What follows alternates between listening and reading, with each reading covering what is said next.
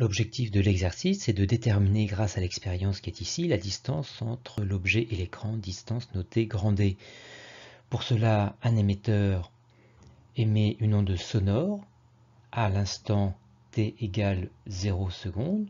Une partie de l'onde sonore se réfléchit sur l'objet et revient au niveau du récepteur après une durée delta T1 de 1,70 millisecondes.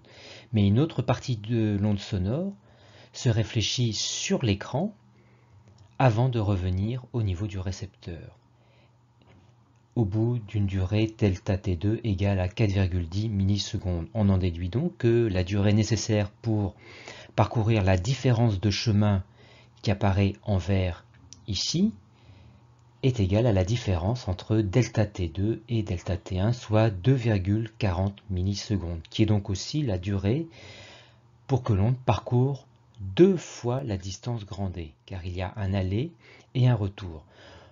On en déduit donc que la célérité est égale au rapport de la distance parcourue, 2 fois D, sur la durée correspondante, delta T2 moins delta T1.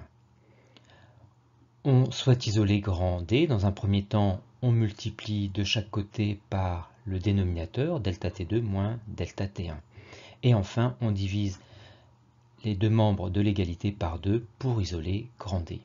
Célérité en mètres par seconde, la différence de durée est donc à exprimer en secondes. Seconde moins 1 fois seconde se simplifiant, il reste donc des mètres l'unité d'une distance. On convertit les millisecondes en secondes, d'où le 10-3, et on trouve une distance grand D de 40,8 cm.